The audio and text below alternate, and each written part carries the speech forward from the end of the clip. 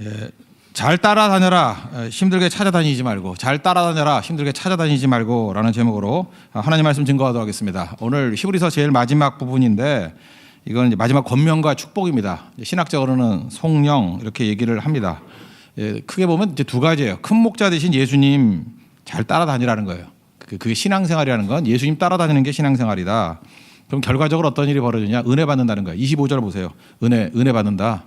이게 축도거든요. 근데 또 이제 내부적으로 보면 또 뭐가 나오냐면은 작은 목자, 이건 성경에는 없는데 사역자들을 이렇게 표현할 수 있어요. 큰 목자 대신 예수님이 있으니까 우리가 위임하신 또 인간으로서의 사람으로서의 목자들 있잖아요.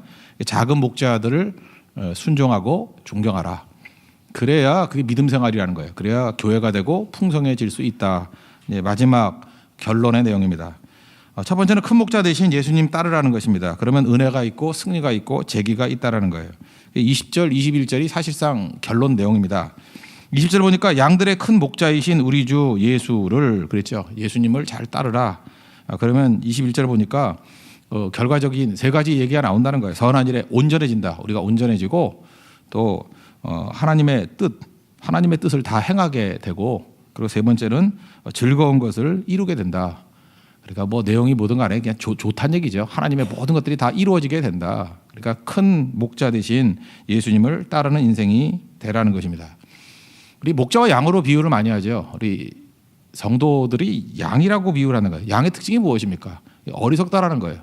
어리석고 단순하고, 그 양의 특징은 자기 멋대로 아무데나 막 간다는 거예요. 그래서 각기 제 길로 갔거늘, 죽어도 갑니다.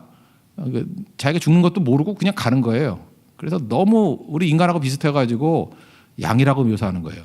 양. 이거는 연약하고 부족하고 어리석고 약한데 어리석어요. 세상에 이런데 어떻게 살아나겠어요?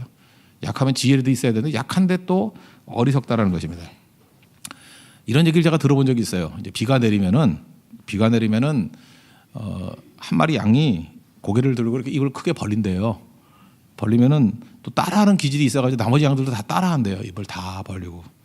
그래서 입을 닫질 못한대요. 그래서 물 먹다 죽는데요. 믿어지진 않아요. 이게 누가 지어낸 얘기 같기도 한데, 근데 저는 이게 중요한 메시지라고 생각을 해요. 이렇게 말도 안 되는 얘기들도 인구의 회자될 정도로 양은 어리석다라는 거예요. 이런 말이 말도 안 돼 이렇게 안 하고 그래 하고 솔깃해하는 사람들도 몇 퍼센트 있다라는 거예요. 그러니까 이런 말이 돌죠. 한 마리가 입 벌리고 있으면 다 따라하는데 죽을 때까지 입 벌리고 있다라는 거예요. 그게 양이라는 것입니다. 멍청하다는 거죠. 그래서 양에게는 반드시 목자가 있어야 됩니다. 요한복음 10장에도 나오잖아요. 선한 목자가 있어야지 보호해주고 1위로부터 보호해주고 꼴 있는 곳으로 가게 되고 승리하게 된다. 그래서 우리는 양이라는 거 잊지 말고, 양은 혼자 못 살아요. 양은 독립해서 못 산다니까요. 반드시 목자가 있어야 된다니까요. 신앙생활이 뭐예요? 찾아다니는 사람이 있어요. 지가 양인데 주제 파악을 못 해가지고 맨날 혼자 연구하고 혼자 네이버 찾고 해가지고 뭘 찾아다니는 사람이 있어요. 잘 찾아봐야 이단이에요. 그죠? 잘 가봐야 그거는 자기 의거든요. 그래서 자기가 뭘 찾겠다고 하는 사람들 중에 신앙이 깊어지거나 열매를 거두는 예는 거의 없습니다. 목사들도 마찬가지예요. 목사도 내가 뭘 하겠다라고 이렇게 찾아다니는 거 있죠. 목회도 찾아다니는 목회. 다 깨져요. 그래서 나중에 성화가 됐다는 게 뭐냐면 나는 아무것도 아닙니다. 나는 부족합니다. 그러면서 주님 나를 이끌어 주십시오. 그래서 이렇게 끌려가는 인생, 그죠? 따라가는 인생, follow me 할 때 네, 따르겠습니다 라고 하는 인생이 될 때 제일 잘 돼요. 그래서 신앙의 본질이 뭔지 아시겠죠? 그러니까 여러분 말씀 들었으니까 시행착오하지 마시고, 신앙은 찾아다니는 게 아니고 따라가는 거예요. 예수님이 찾아다니라 구도자 이렇게 얘기하지 않고요. 그래서 저는 이제 시커라는 말도 별로 좋아하지 않아요. 우린 찾아다니는 사람 아니에요. 시커가 아니고 우리는 팔로우예요. 따라가는 자. 주님을 잘 따라갈 수 있는 우리 하나님의 종 되기를 바랍니다. 그래서 예수님이 오신다라고 하는 것을 에스겔서 34장 23절에서 이렇게 표현해요. 내가 한 목자를 그들 위에 세워 먹이게 하리니 그는 내 종 다윗이라. 그러니까 다윗, 이게 예수님이거든요.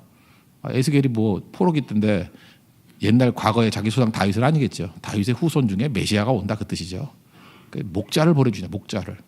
에스겔서 34장의 표현이었다는 것입니다. 그래서 예수님께서 요한복음 14장에 뭐라 그래요? 내가 곧 길이요 진리요 생명이니. 길이 뭐예요? 그거 따라가면 된다는 거 아니에요? 길. 예수님이 길이거든요. 우리 길 찾는 거 아니에요. 길이 뭐예요? 그러면 예수님이 길이에요. 가다 보면은 그게 진리예요. 결국은 그게 생명으로 이끌어 가게 된다는 것입니다. 그래서 신앙의 본질이 뭐예요? 길이요 진리요 생명이신 예수님 따라가는 거라니까요. 목자 되신 예수님 따라가는 거예요. 잘 따라가는 믿음의 종 되기를 바랍니다. 예수님 따라가다가 바닥에서 이제 올라갔던 대표적인 케이스가 있는데 그거 그냥 소개를 한번 해주는 게 좋겠다는 생각이 들어요. 베토벤 같은 사람이 그런 사람이에요. 이렇게 음악가들 중에 누굴 좋아하느냐 이러면은 대부분이 한 70% 이상 우리 한국 사람들은 모차르트를 좋아하는 것 같아요. 저는 모차르트보다도 베토벤이 좋아요.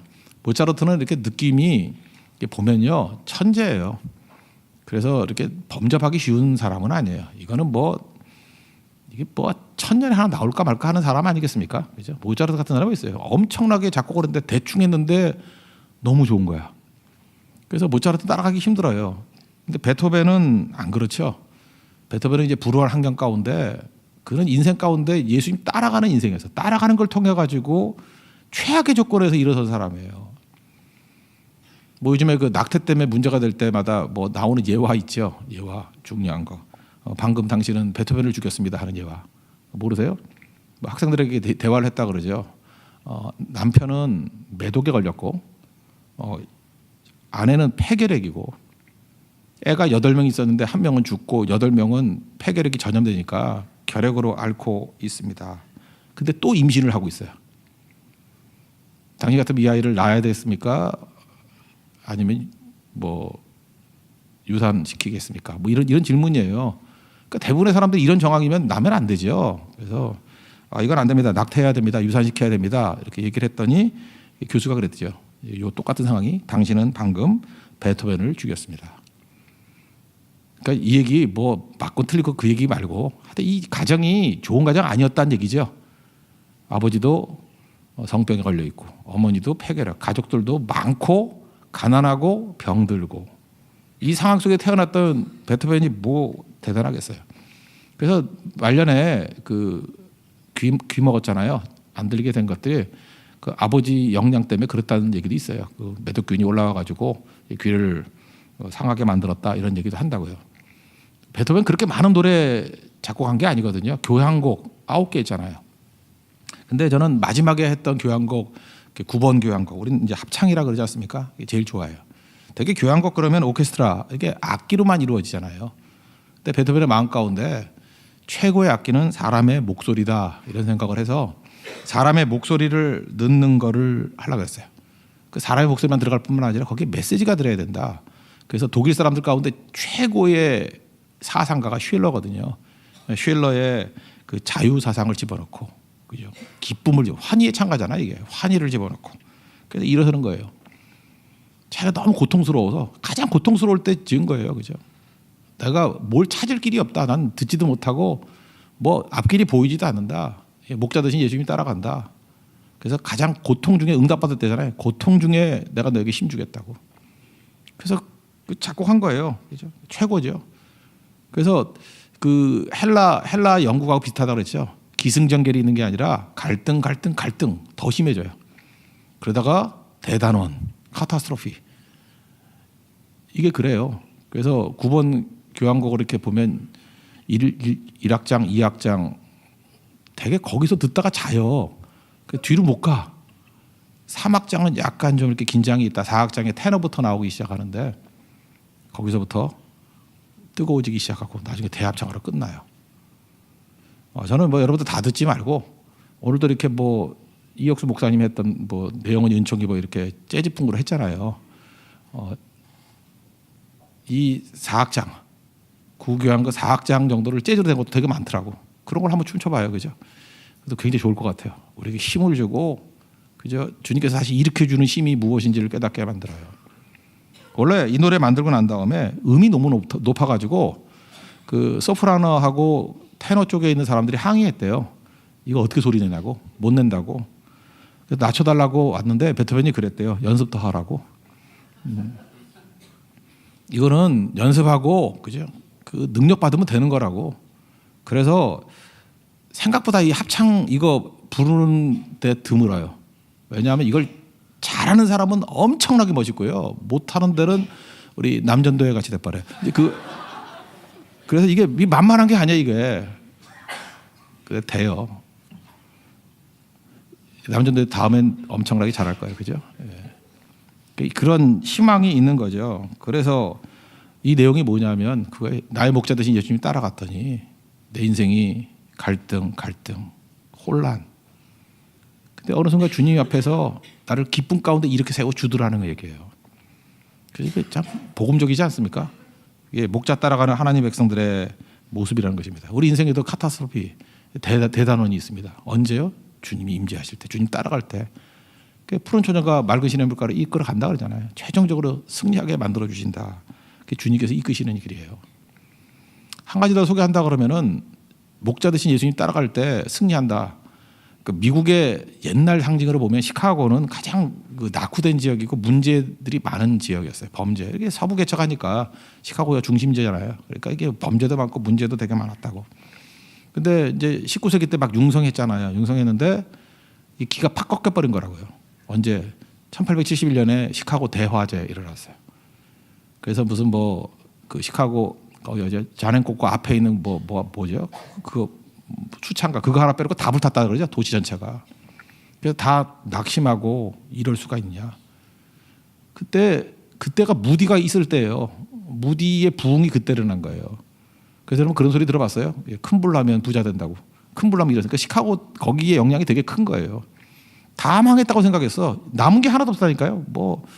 그 수차 하나 정도 남고 몇 개 남은 게 없더라도 두 개 건물이가 남았고 싹 다 타버렸어요.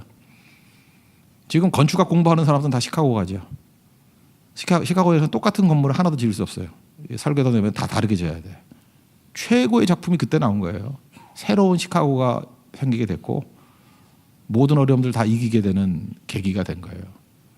그때 그 목자 되신 예수님 따르면 일어설 수 있다라고 외쳤던 게 무디거든요.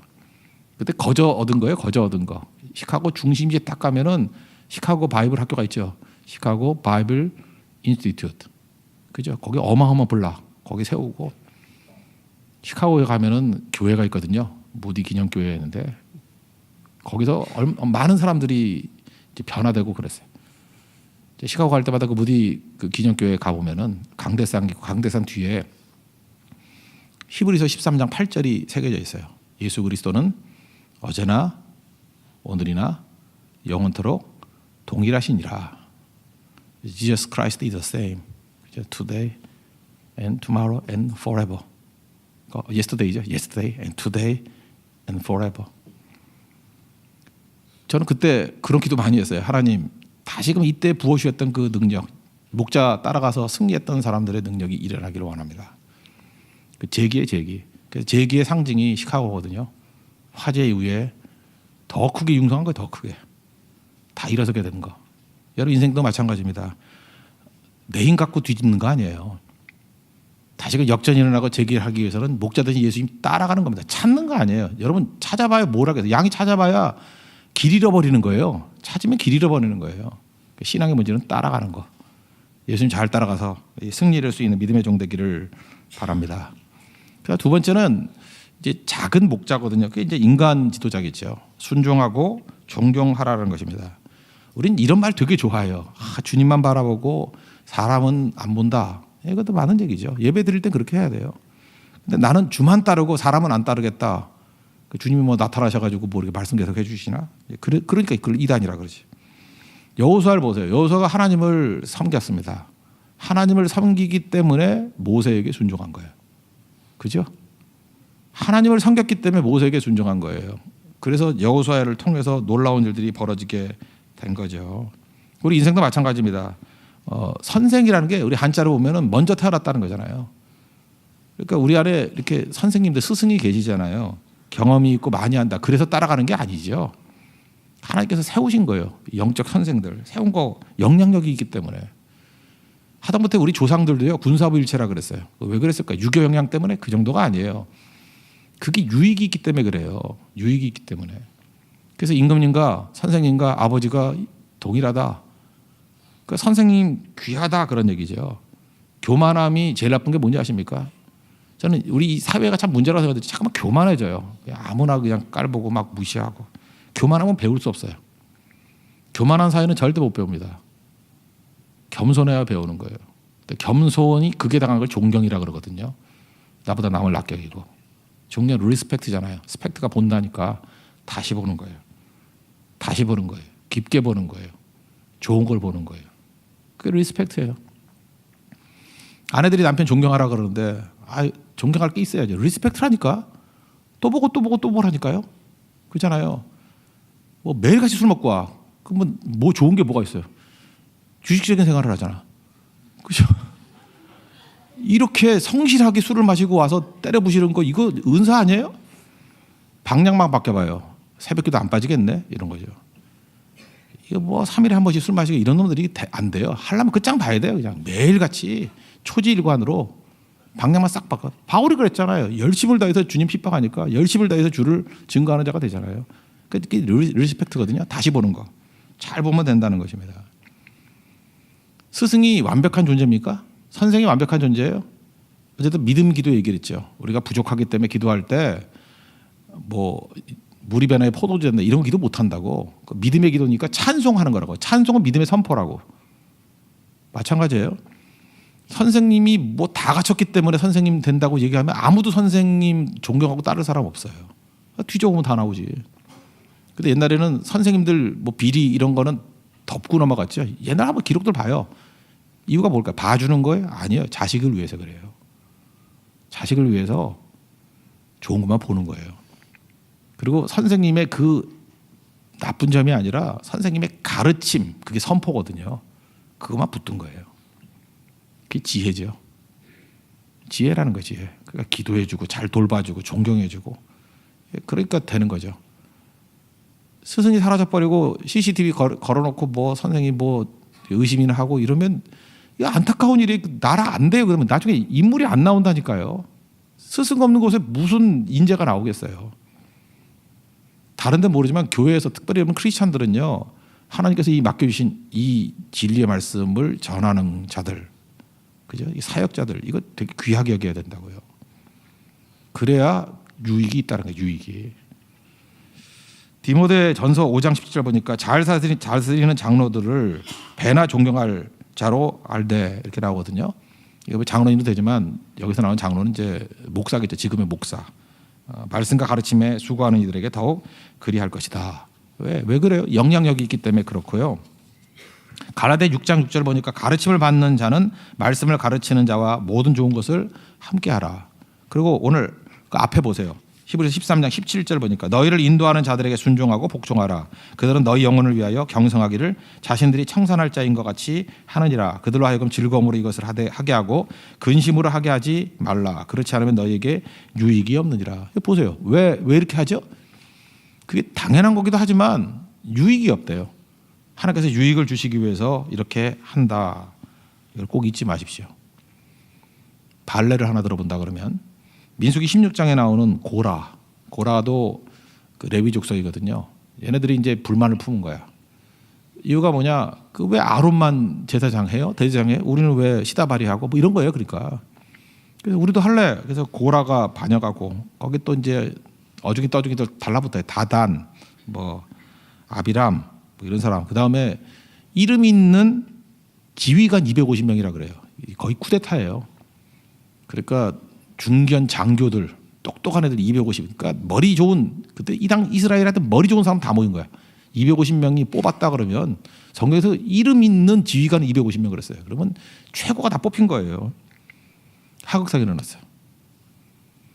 그럴 때 모세가 잔머리 쓰지 아니하고 여러분도 마찬가지예요.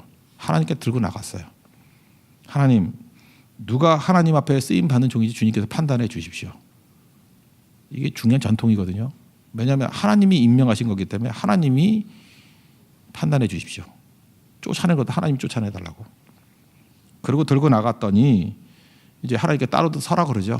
야, 고라와 다단과 아비람 니네 가족까지 다 같이 있으래요. 땅에 갈라져서 다 죽었어요. 그리고 250명은 샥에 있는 불이 와가지고 다 태워 죽였어요. 이게 중요한 사건이 고라 사건이에요. 고라 사건. 그러고 난 다음에 하나님께서 이거 다 멸해버리겠다 그랬더니 그때에 또 중보기도가 나와요. 민수기 16장 45절 보니까 모세가 엎드려서 기도하는 부분이 나온다는 거예요.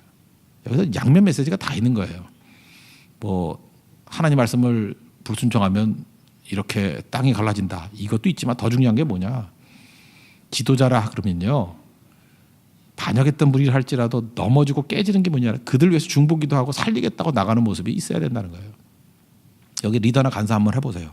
반드시 고라 같은 사람 나와요. 고라. 그죠? 이 머리가 고라 가지고 계속해서 우리 공격하고 뭐 이런 사람들 뭐 말 안 듣고 분위기 깨게 만드는 사람. 다단 나오고요. 아비람 나오고 또 몰려다녀. 얼마나 결속을 잘하는지. 그죠? 뭐 주님 말씀 증거하고 이런 거 하니까 그때 하나님께서 심판하셔요. 그렇지만 그걸 즐기고 기뻐하는 게 아니에요. 생명을 걸고 나가는 거예요. 출애굽기 32장에서 금송아지 우상 위에 나갔잖아요. 그러니까 모세가 하는 일은 계속 그거예요. 하나님은 심판하시겠다 그럴 때 말리는 거예요. 건져주세요. 생명의 내 이름을 지워진다 할지라도 이들을 건져주세요. 이게 목자입니다. 저는 우리 교회 우리 지도자들의 스피릿, 우리 리더나 간사 또 우리 교회 중직 일꾼들 뭐 준비 맡는 사람들 항상 이 부분이 있었으면 좋겠어요. 은혜가 임하는 모습들. 그래서 건져내는 하나님께서 그걸 귀하게 여기시고 그걸 통해서 우리를 살려주신다는 것입니다. 그래서 로마서 5장 10절 기억하시죠? 우리가 원수 되었을 때 원수같이 여기지 아니하시고 아들의 죽으심으로 말미암아 하나님과 화목해 되었다. 여기 20절도 보니까 하나님을 어떤 하나님으로 묘사해요? 평강의 하나님. 평강의 하나님이 되는 이유가 뭐예요? 죄 문제를 가지고 예수 그리스도의 보혈의 피를 의지해서 씻고 건지는 거예요. 그래서 교회의 사명은 건지는 사역이지 거 봐라 그러니까 심판받았지 그게 아니라는 거예요. 심판의 이면에는 구원이 있는 겁니다. 우리 구원의 도구가 되는 우리 모든 세교회 성도들 되는 은총이 임하기를 바랍니다. 큰 목자 대신 예수님 따라가십시오. 신앙은 따라가는 거예요. 그리고 우리가 작은 목자들 잘 순종하고 존경하고 또 우리가 목자들이잖아요. 작은 목자들이잖아요.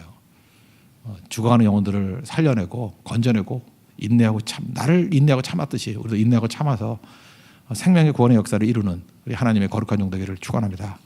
네, 모두 다 자리에 일어나겠습니다. 베토벤 노래 찬양합시다. 교향곡 9번 64장 기뻐하며 경배하세요.